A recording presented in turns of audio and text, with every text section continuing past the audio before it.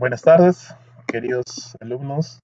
Una vez más, sean bienvenidos al curso online de Bibliología y Hermenéutica del Seminario Teológico Bautista de Lima. El día de hoy estamos ya culminando este curso. Esta es la última clase de esta serie de sesiones acerca de este interesantísimo tema de Bibliología y Hermenéutica.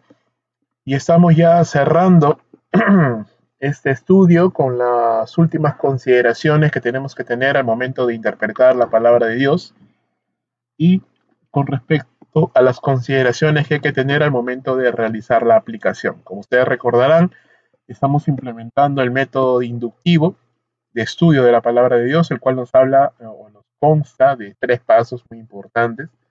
El primero, que es la observación; el segundo, que es la interpretación; y el tercero, la aplicación. En la observación tenemos que siempre tener en cuenta las consideraciones que podemos encontrar en la palabra de Dios, palabras claves, figuras literarias, referencias, pasajes paralelos, referencias cruzadas, todo lo que nos ayude a poder entender el flujo de pensamiento del escritor bíblico. Recuerda que Dios es una persona y nos ha dejado su palabra en un idioma humano, en un lenguaje humano, por medio de ideas que se pueden entender y comprender por la mente humana.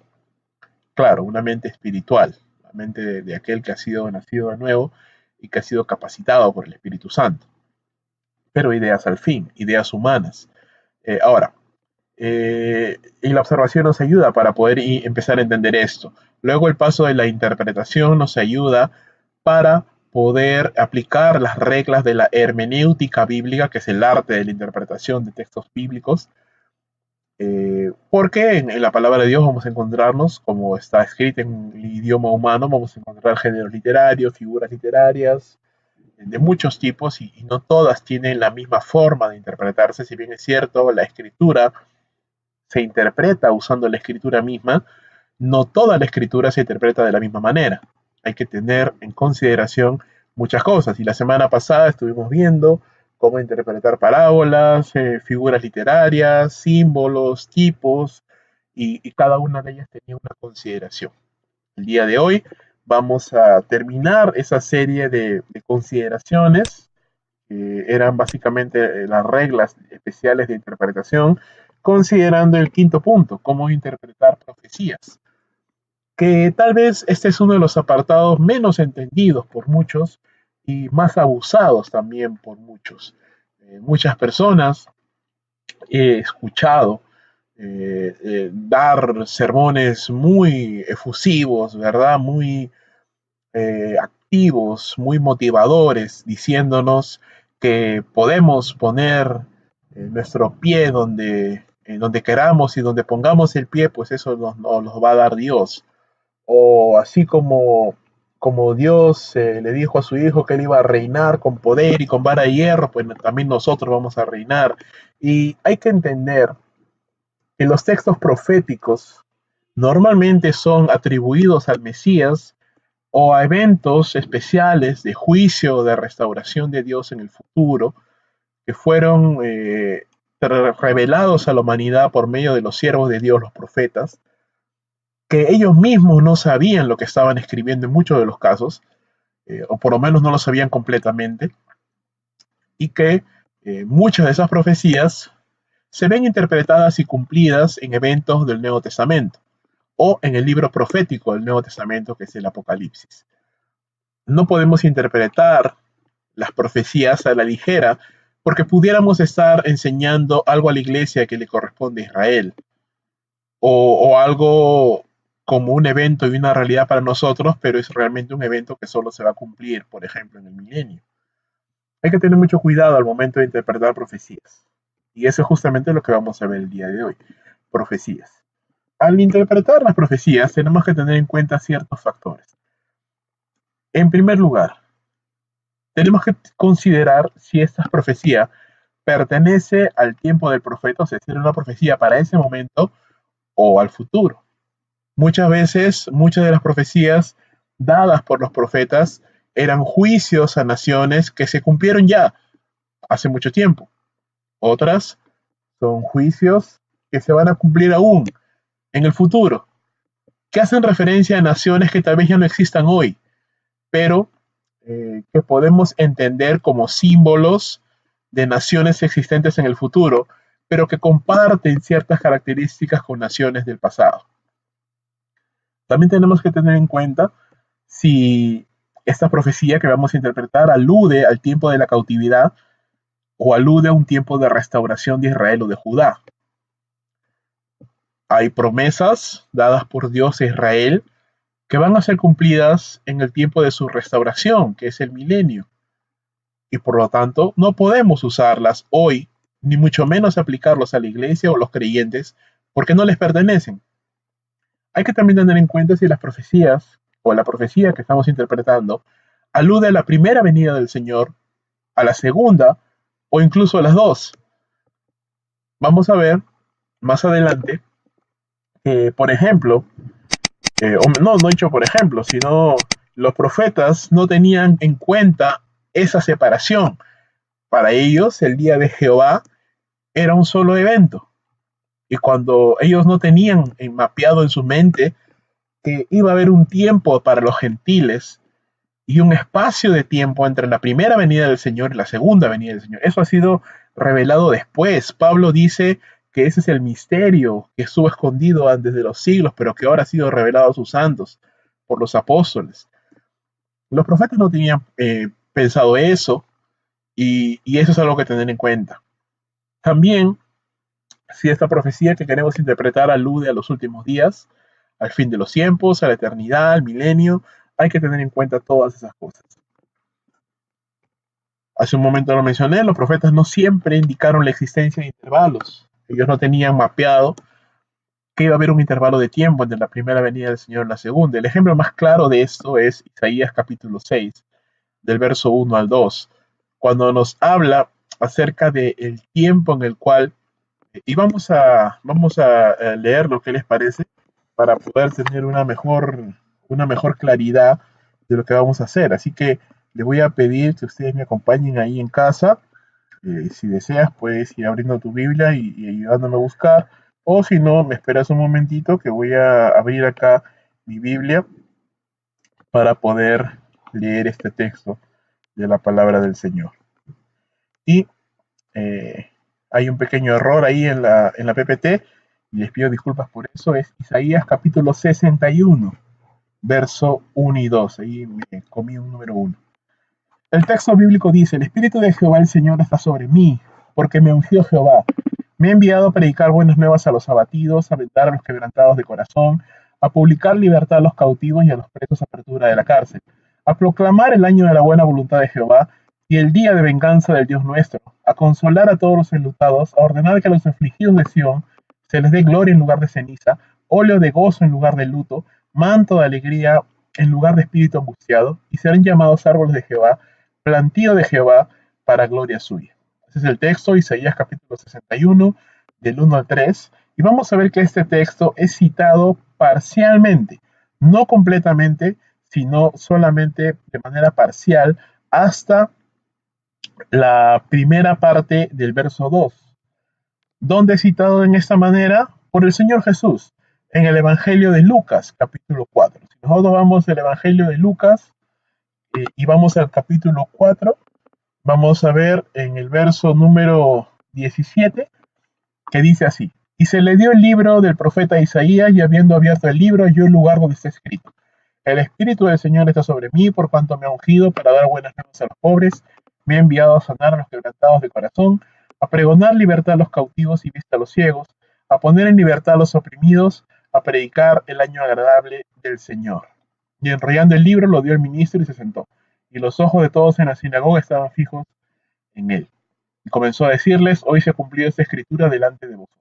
Si se dan cuenta, el Señor Jesús no citó toda la profecía completa, sino solamente hasta la primera parte del verso 2. No mencionó la parte donde dice el año de la venganza de nuestro Dios, porque si nos damos cuenta ahí, esta profecía tiene un alcance doble.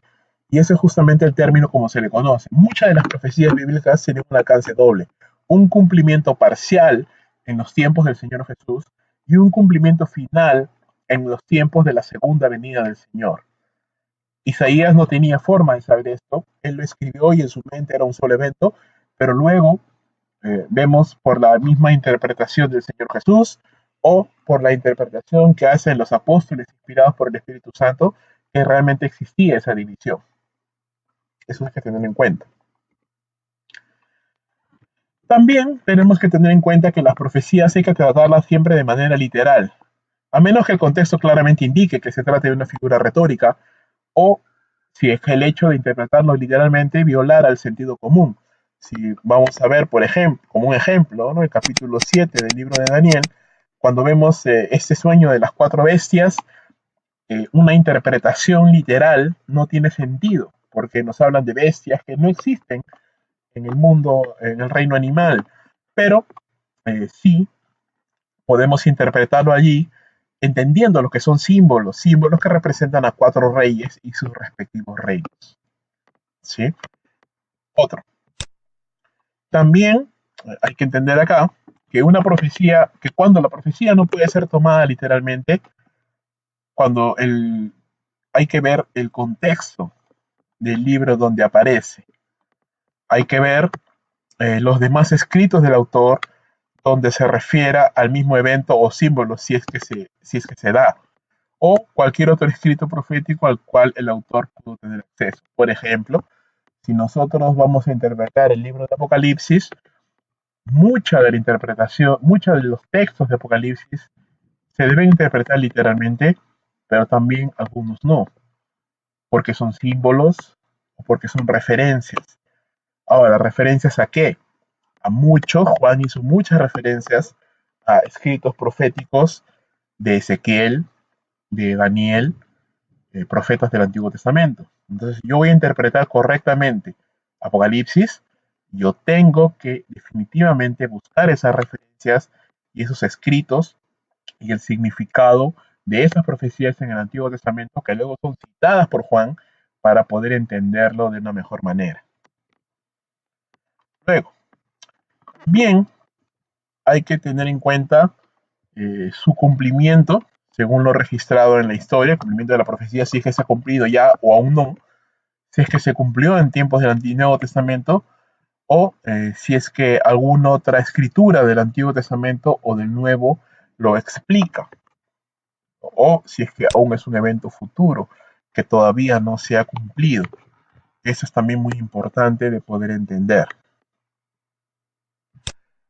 Muchas profecías del Nuevo Testamento incluyen citas y alusiones del Antiguo, justo lo que le decía hace un momento. Por ejemplo, en Apocalipsis tenemos más o aproximadamente 350 citas o alusiones del Antiguo Testamento. Entonces, hay que ahí definitivamente revisar esas citas para poder tener una mayor claridad y poder interpretar correctamente. ¿Qué más? Hay que prestar atención a frases que indican periodo de tiempo, como por ejemplo, cuando el profeta dice en los últimos días, o cuando nos habla en el día del Señor, o cuando nos habla en el día de la ira, o cuando nos habla en el fin de este siglo. Recordemos que para los profetas del Antiguo Testamento, el evento final solamente ellos lo conocían como el día de Jehová. Nosotros, que tenemos un poco más de luz en estos tiempos, sabemos que el día de Jehová es un evento más complejo, que no se refiere necesariamente a un día literal de 24 horas, sino a un periodo de tiempo que incluye muchos eventos. La venida del Señor, el rapto de la iglesia, la cena de las bodas del Cordero, el juicio, la batalla de Armagedón, el milenio, el reino milenial, el castigo de Satanás, incluye muchas cosas, ¿verdad? Y eso hay que tener en cuenta para poder ubicar correctamente las profecías donde deben de estar.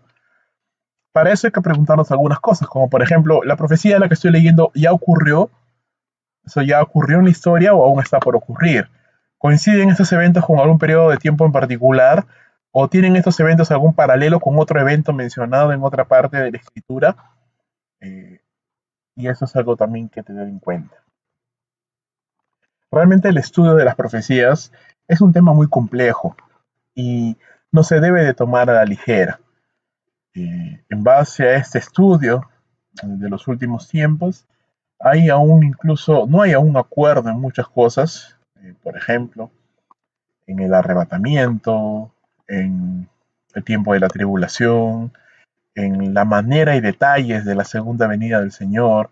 No pretendemos dar una solución definitiva a estos temas, en los cuales ni el paso de los siglos han podido solucionar, pero sí tenemos que tener nosotros la responsabilidad de estudiar diligentemente y de aplicar estas reglas para poder encontrar una interpretación correcta de lo que realmente está siendo enseñado en la palabra de Dios en los textos proféticos. Este, este género, ¿no? Este género de las profecías es el más complicado, podríamos decir, de todos los que podemos encontrar en la Biblia, y vamos a hacer bien en considerar estudios ya elaborados por eruditos bíblicos que complementen nuestros estudios y nuestra interpretación, porque tenemos que tener en cuenta que ya hay muchos siglos de estudio de hombres de Dios que han estudiado diligentemente la palabra, y haremos bien en ser humildes al poder acudir a estos escritos y poder estudiar también y poder apoyarnos en sus estudios del hebreo, del griego, para poder eh, interpretar de la mejor manera. Luego, cuando ya tenemos una interpretación aplicando los principios bíblicos de la hermenéutica en las diferentes figuras y géneros literarios, y ya tenemos claro el flujo de pensamiento y hemos identificado las secciones y hemos identificado las partes en las cuales está dividido el texto bíblico y tenemos claro de qué está hablando la escritura que estamos estudiando.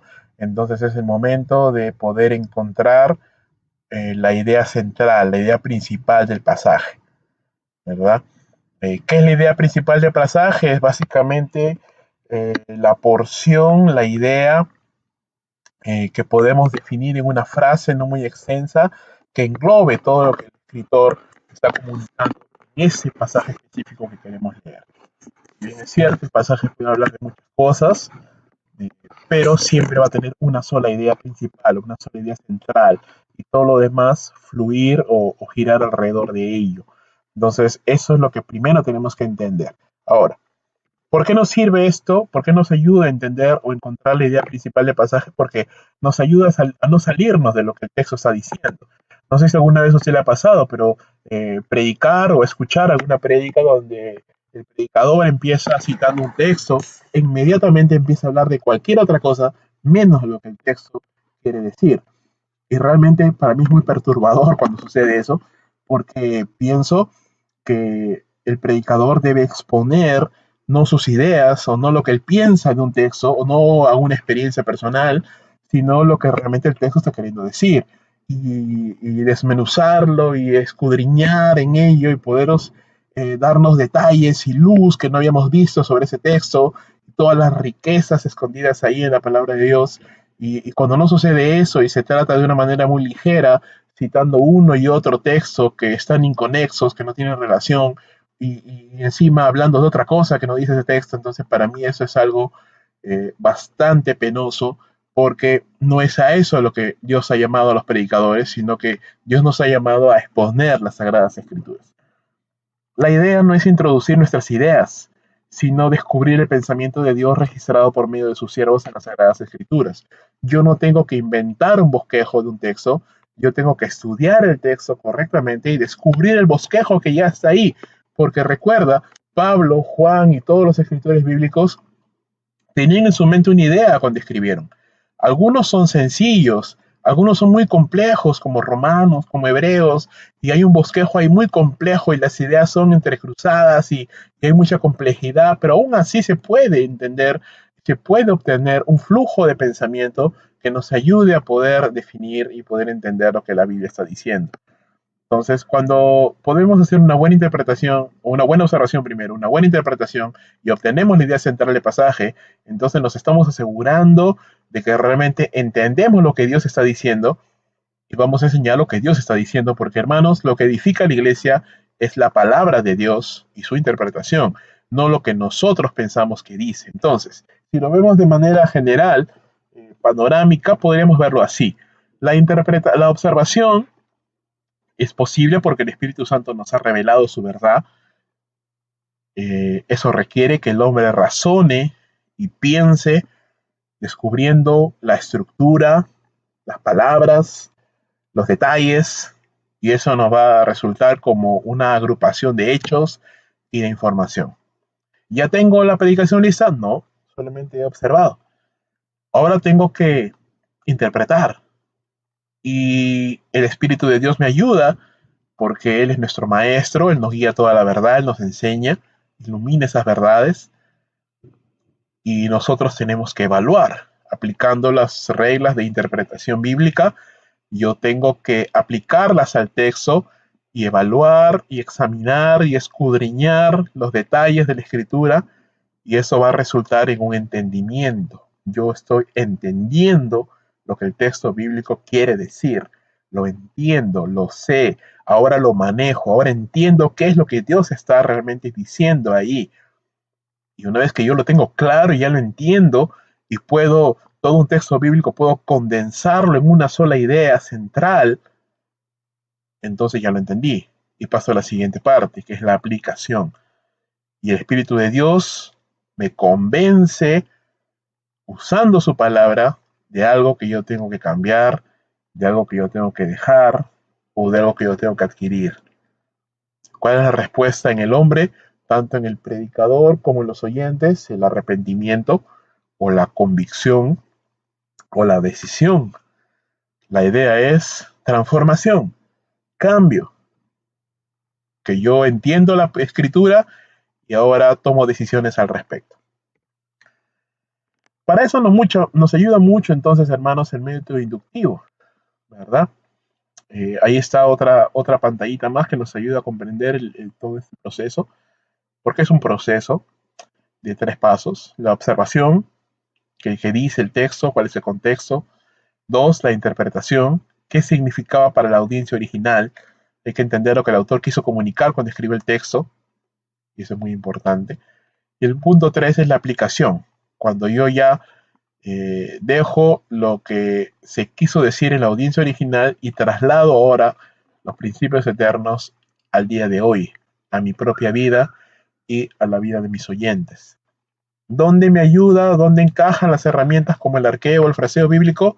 En las 2 primeras etapas, en la observación y en la interpretación, porque me ayudan a ver de manera panorámica por medio de una herramienta web el texto en diferentes versiones, usando idioma original, usando herramientas gráficas que me ayudan a separar los versos en frases, a resaltarlas, a ponerles color, y de una manera visual puedo yo tener un poco más claro y de manera panorámica y aplicar los textos, las reglas de interpretación y hacer una buena observación. Al final, cuando ya voy a entrar a la última parte, que es la aplicación, básicamente la idea aquí es que estamos llegando a la meta del estudio bíblico. Si yo hice una buena observación y una buena interpretación, voy a hacer una buena aplicación. La idea es una vida transformada. Una vez que yo he estudiado el texto bíblico, ahora la idea es aplicarlo. Dios quiere que seamos hacedores de la palabra, no solamente oidores.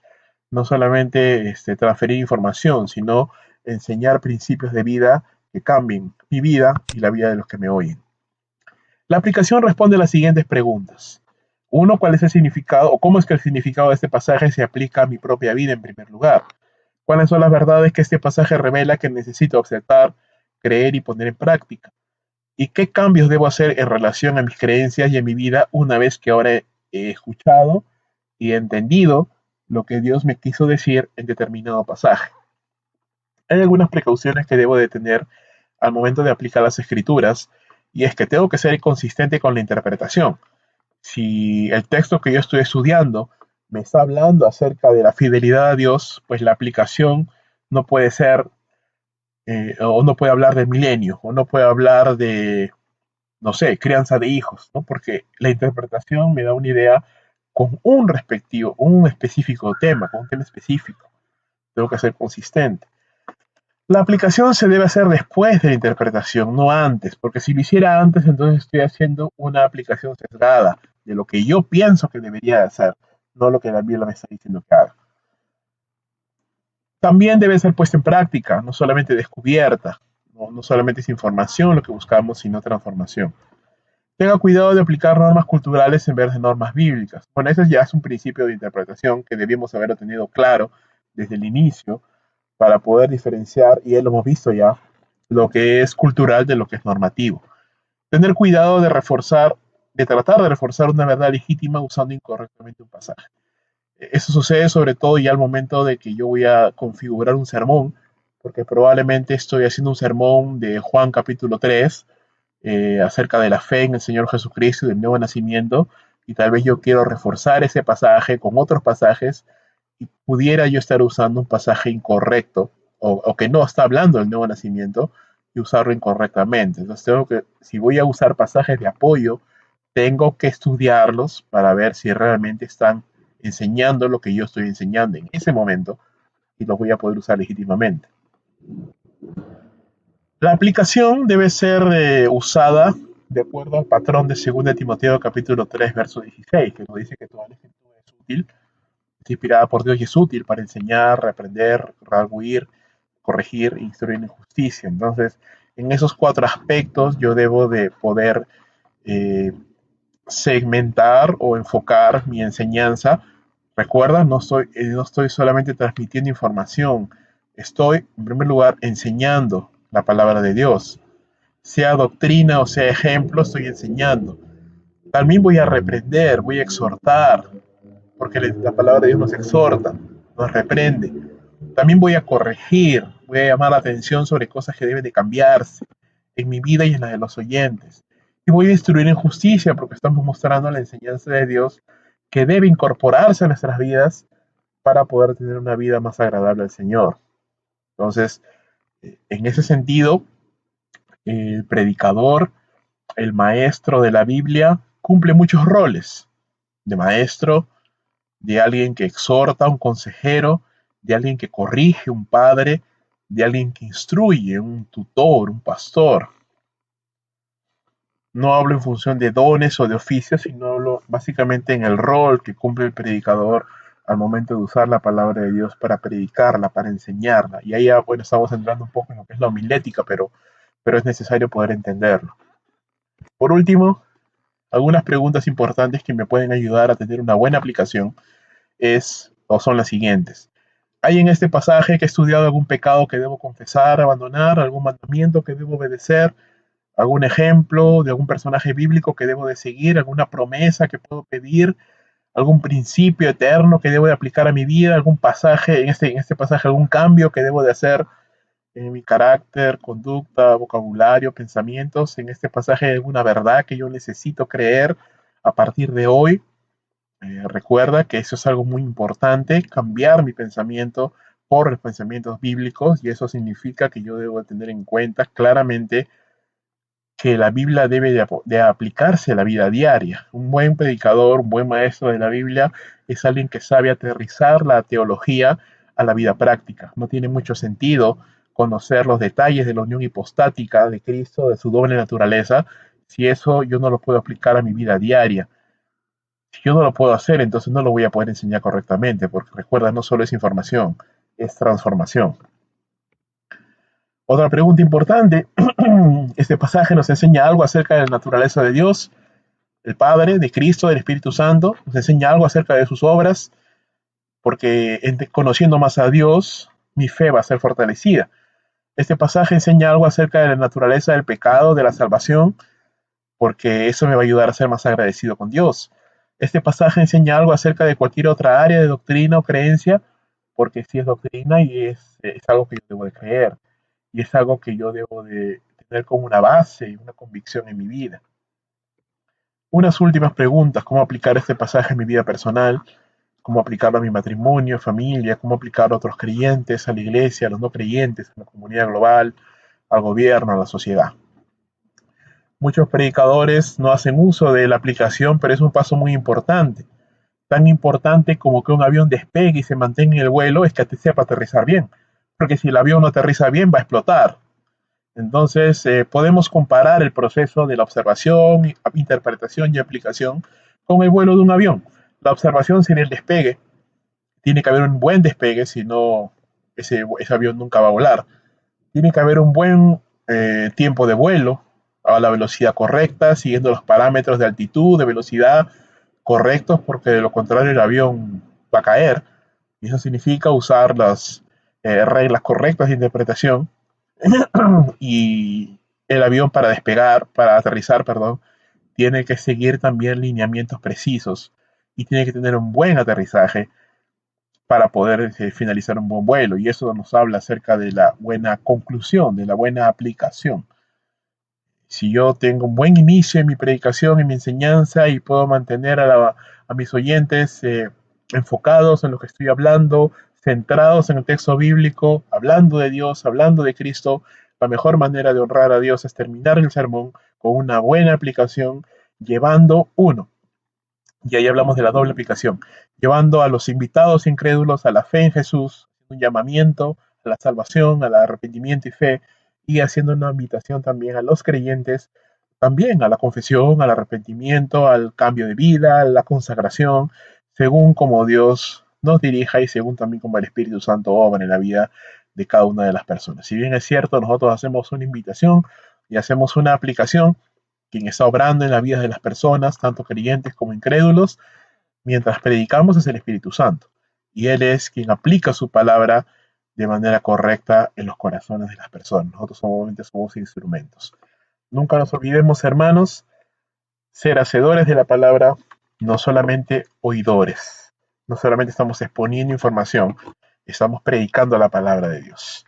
Espero que este haya sido, hermanos, un final que nos inspire a continuar siendo estudiantes de las Escrituras, a continuar perfeccionando nuestras habilidades y competencias en el uso de la herramienta, de las herramientas del fraseo y del arqueo bíblico y muchas más que hay ahí que por tiempo no podemos indagar más, pero que seamos, pues, hermanos, asiduos usuarios de esa herramienta y sobre todo del método inductivo para poder ser buenos intérpretes de la palabra de Dios.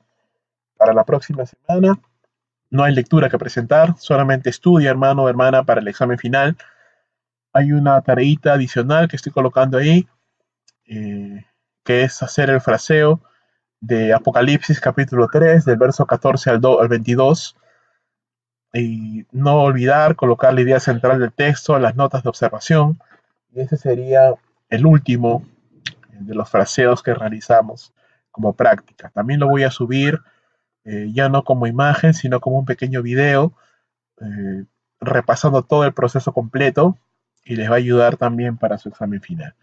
Bueno, hermanos, el examen final incluye preguntas de todo el curso, así que prepárese, estudie las PPTs, estudie lo que hemos hablado todo este tiempo y va a constar de dos partes, una parte teórica, que van a ser las preguntas para contestar ahí en la herramienta Moodle, y la segunda parte, una parte práctica, que básicamente es realizar un fraseo y poder subirlo a la herramienta. No van a tener una semana para presentarlo, pero sí van a tener unos cuantos días de plazo para poder presentar el examen final y esa sería entonces la conclusión del curso. Hermanos, hasta la próxima semana que nos veremos ya para el examen final. Cualquier consulta o duda, por favor no duden en hacérmelo saber por medio del Moodle o por medio de mis números de contacto. Le doy gracias a Dios por la oportunidad de haber compartido este curso con ustedes y espero que sigan avanzando en sus ministerios, en su preparación, que el Señor los bendiga grandemente y los siga usando para la gloria de su santo nombre. Muchas gracias, hermanos, que el Señor les bendiga.